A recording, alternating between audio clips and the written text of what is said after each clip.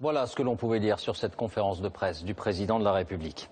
Dans l'actualité également, qui sommes-nous? Combien sommes-nous? L'INSEE publie sa dernière étude sur la population française. Elle continue à croître régulièrement, mais la fécondité et le nombre de mariages marquent le pas. Bonsoir Christophe de Valambra, vous avez tous les chiffres.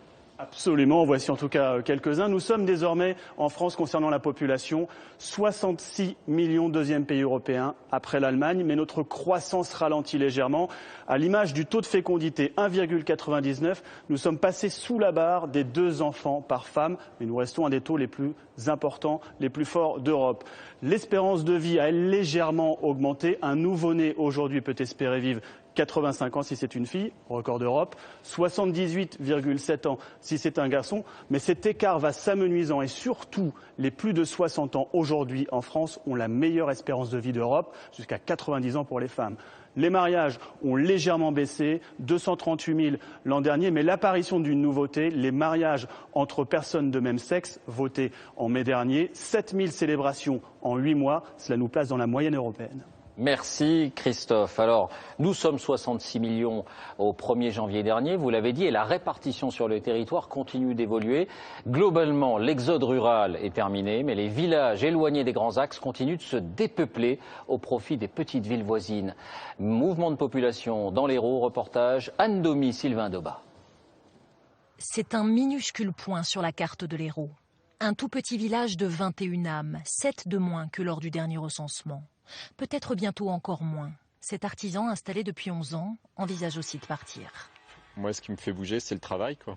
Parce que je travaille pour des vitrines. Mais bon, si je veux faire des vitrines, c'est pas possible, quoi, dans le coin, quoi. Ça me fait beaucoup de kilomètres, tout ça. Donc là, c'est plus évident de se rapprocher d'une ville. Et justement, à 20 minutes de là, une petite ville attire de plus en plus. À seulement 45 km de Montpellier et située au carrefour de 2 autoroutes, Clermont-Lérault a gagné 1000 nouveaux habitants en 10 ans. Il n'y a pas que les commerces. On a 2 lycées, on a 2 collèges, on a tout ce qu'il faut, une bibliothèque. Donc, celui qui a la chance de trouver un emploi sur la commune où il vit, pourquoi il irait voir ailleurs ? Plus de 600 emplois ont déjà été créés dans cette zone commerciale où le mètre carré est moitié moins cher qu'à Montpellier. Ce chocolatier a fait le pari de s'y installer et ne s'y est pas trompé.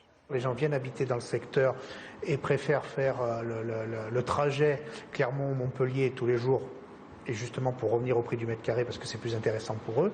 Donc cette population habite ici maintenant et il n'y a pas de raison de ne pas leur offrir aussi du chocolat, et ces gens-là sont prêts à acheter du chocolat sur place. Au total, 1000 emplois devraient être créés dans la commune. Un argument de taille dans une des régions françaises qui attire le plus, mais qui compte aussi le plus grand nombre de chômeurs. Dans l'actualité également, Dieudonné a-t-il